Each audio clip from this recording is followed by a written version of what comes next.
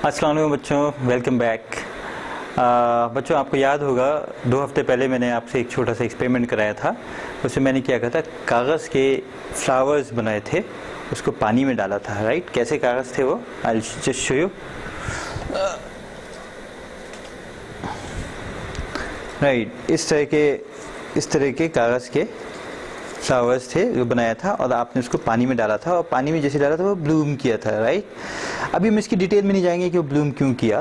Right, उसका एक छोटा सा आंसर यही है कि इसमें कैपिलरी एक्शंस हैं और बहुत सारी चीज़ें हैं, मगर अभी मैंने वो आपको डिटेल में बताया नहीं है। लेकिन इस पर मैंने आपको एक छोटा सा टास्क दिया था और वो टास्क ये था कि आपको क्या करना था, आपको इस तरह के आपको बहुत सारे वो बनाने थे, फ्लावर्स बनाने थे और डिफरेंट पेपर्स के। जैसे ये जो है तो जो तुम्हारा नोटबुक होती है उस पेपर का है। राइट, ये है न्यूज़पेपर का है, ये न्यूज़पेपर है, ये जो जिस पे तुम कॉपी में लिखते हो उसका है। तो ऐसे आपको 4-5 तरह के पेपर लेने थे और 4-5 तरह के साइज़ लेने थे। राइट, और ये देखना था कि किसमें वो बहुत अच्छे से ब्लूम करेगा, है ना, किसमें वो सबसे अच्छे से ब्लूम करेगा। वो न्यूज़पेपर पे अच्छे से ब्लूम करेगा या इस पे ब्लूम करेगा। ना सिर्फ पेपर की क्वालिटी हो गई बल्कि साइज़ भी इम्पॉर्टेंट है। क्या सारे साइज़ पे पेपर अच्छा करेगा या सिर्फ एक पर्टिकुलर साइज़ पे ही पेपर अच्छा करेगा। राइट, तो इस पे एक तुमने टेबल बनाई थी और वो टेबल मैं तुमको दिखाता हूँ। वो टेबल जो थी, राइट, वो टेबल देखो, तुमने इस तरह की एक टेबल बनाई थी। राइट, तो यहाँ पे हो गए आपके डिफरेंट साइज हो गए। राइट, डिफरेंट साइज हो गए, साइज 1, साइज 2, साइज 3। और ये ऊपर में क्या है, पेपर 1, पेपर 2, पेपर 3। ये टेबल आपने बनाई थी।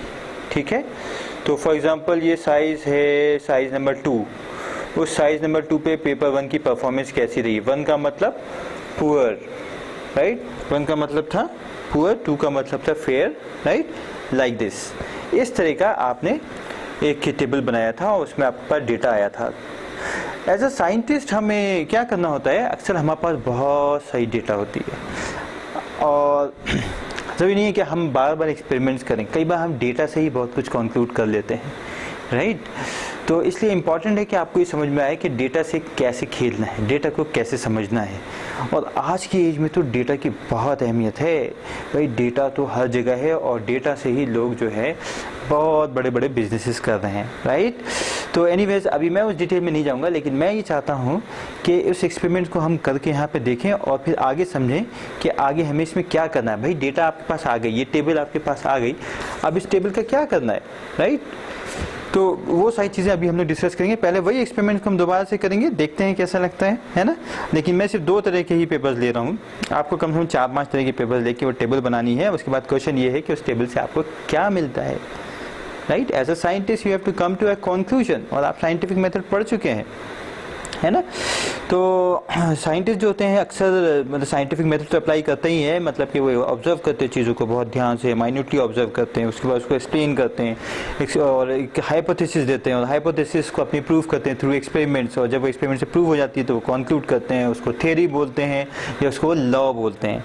राइट, उसके साथ साथ वो सही सारे प्रोसेस में उनको बहुत सारी जगह डेटा की भी ज़रूरत पड़ती है और डेटा से ही कंक्लूड कर देते हैं। कई बार वो अपनी हाइपोथेसिस को, अपने एक्सपेरिमेंट्स को, सॉरी अपने एक्सप्लेनेशंस को और अपने हाइपोथेसिस को डेटा से ही प्रूव कर देते हैं। जैसा कि मैंने पिछली वीडियो में बताया था कि साइंटिफिक मेथड में हम जो है लॉजिक से और रीजनिंग से भी हम प्रूव कर सकते हैं अपने हाइपोथेसिस को, हर जगह एक्सपेरिमेंट करने की ज़रूरत नहीं है। राइट, वही सेम काम अभी हम लोग इसमें भी कर सकते हैं। और इसलिए जो डेटा होगी आप इसमें मुझे बताएंगे what do you conclude from that. So let us do this experiment once again, है ना। चलो तो बच्चों, चलो हम लोग ये अपना एक्सपेरिमेंट पूरा करते हैं, एक बार देखते हैं इस एक्सपेरिमेंट को। उससे पहले फिर से ये डेटा देख लो। राइट, इस तरह की टेबल आप लोगों ने मुझे दिया है, ये हमने रेटिंग किया है। और ये रेटिंग्स जो है हर एक ने कैसे किया है रेटिंग, अगर मतलब रेटिंग कैसे किया हमने कि अगर हमने पेपर 2 वाला फ्लावर लिया और वो बहुत अच्छे से ब्लूम नहीं किया तो हमने उसको कितने मार्क्स दे दिए, 1 दे दिए, मतलब हमने पुअर कह दिया। और अगर बहुत अच्छे से ब्लूम किया तो एक्सेलेंट भी दिया हमने, जैसे पेपर 5 में हमने एक्सेलेंट दिया है। तो ये कुछ डेटा मेरे पास आई है और यहाँ पे मैंने 5 पेपर लिए थे, लेकिन मैं यहाँ पे सिर्फ 2 ही पेपर से तुम्हें दिखाऊंगा। और आपको आई होप कि ये समझ में आ गया ये क्या चीज़ है। ये क्या चीज़ है, these are the different sizes, है ना, साइज़ 1, साइज़ 2, साइज़ 3। तो साइज़ 1 ले लिया, साइज़ 1 के 5 फ्लावर ले लिए, साइज़ 2 के 5 फ्लावर ले लिए, उन सबको मार्क्स दे दिए, राइट। हम इसको कहते हैं रेटिंग, इसको कहते हैं रेटिंग देना, रेट करना, राइट। तो इस टाइप से मैंने 5 फ्लावर्स लिए और 5 साइज़ लिए हैं और उन पर मैंने इनको रेटिंग दी है और मेरे पास ये डेटा आई है, राइट। तो मेरा क्वेश्चन ये है कि इस डेटा से आपको क्या समझ में आता है, ठीक है। तो ओके, लेकिन बहरहाल पहले हम लोग ये एक्सपेरिमेंट देखते हैं कि ये कैसे ब्लूम करता है या नहीं करता है। तो पहले मैं लेता हूँ कॉपी का पेज, ओके, कॉपी का पेज मैंने लिया और मैं इसको डाल रहा हूँ यहाँ पे। अब देखिए कैसा होता है ये, वाओ, ये ब्लूम किया, okay. So give it some marks. और अब मैं करूँगा न्यूज़पेपर से, ये मैंने अलग डाल दिया।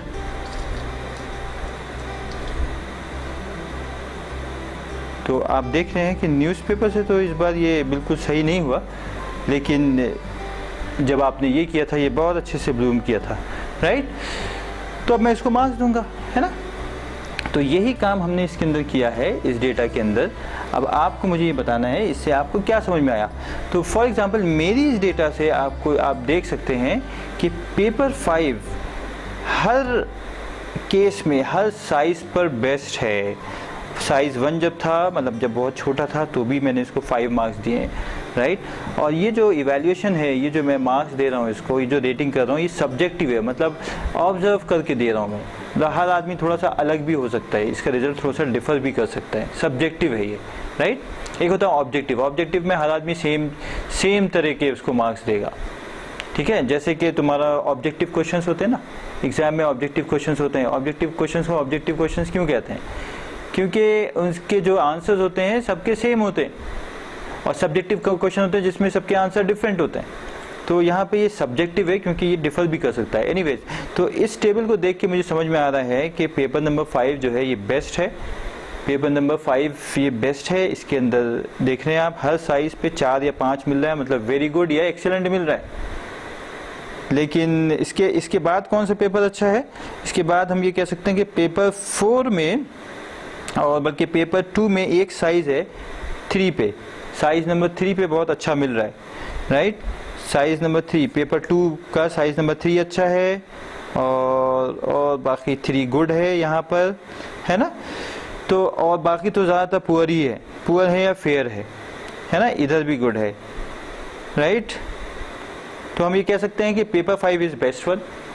पेपर 5 में सबसे अच्छे से ब्लूम किया, और पेपर 3 में साइज 1 पर, राइट, और साइज 3 पे अच्छा किया, और पेपर 2 में साइज 2 पे और साइज 3 पे अच्छा किया, राइट। बाकी सब पर वो एवरेज रहा या पुअर रहा। तो ये जो डेटा है ना, इसको इस तरह से हमें लिखना पड़ता है, समझना पड़ता है। डेटा को सिर्फ इकट्ठा करना कमाल नहीं है, बल्कि उसको समझना भी है।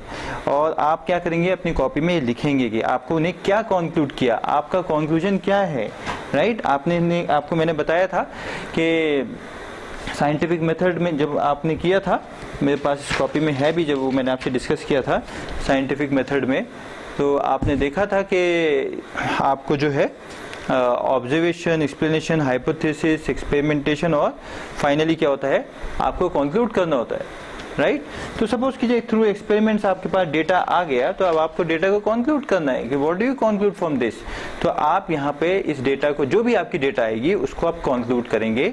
आप लिखेंगे कि किस पेपर ने किस साइज पर बेस्ट किया, किस पेपर ने किस साइज पर बेस्ट किया, ये आप यहाँ पर लिखेंगे, उसको ही कहते हैं कंक्लूजन। और किसने बिल्कुल पुअर किया, तो फॉर एग्जांपल पेपर 1 जो है वो बिल्कुल ही पुअर परफॉर्मेंस रही उसकी, है ना। और इनफैक्ट पेपर 4 की भी बहुत पुअर रही, पेपर 4 की तो ज़्यादा ही पुअर रही, क्योंकि ये फेयर है और 3 केसेस में ये जो रहा पुअर रहा, राइट। सो पेपर 2 और पेपर 4 जो है ये हमारा बहुत ही एवरेज एंड बिलो एवरेज रहा, जबकि पेपर 2 और पेपर 5 बेस्ट रहा, और पेपर 2 और पेपर 3 जो है काफ़ी ठीक ठाक रहा, मतलब 4 तक भी गया है, 3 तक भी गया है। ये सारी चीज़ें आपको एक पैराग्राफ में लिखना है और यही आपका असाइनमेंट है। ठीक है बच्चों, जज़ाकल्लाह खैर। अभी तक यहाँ तक हमने चीज़ें की थी और आगे फिर हम लोग इसमें आगे चीज़ें पढ़ेंगे। ठीक है, please submit the assignment on time. ठीक है, जज़ाकल्लाह खैर। अस्सलाम वालेकुम व रहमतुल्लाहि व बरकातुहू।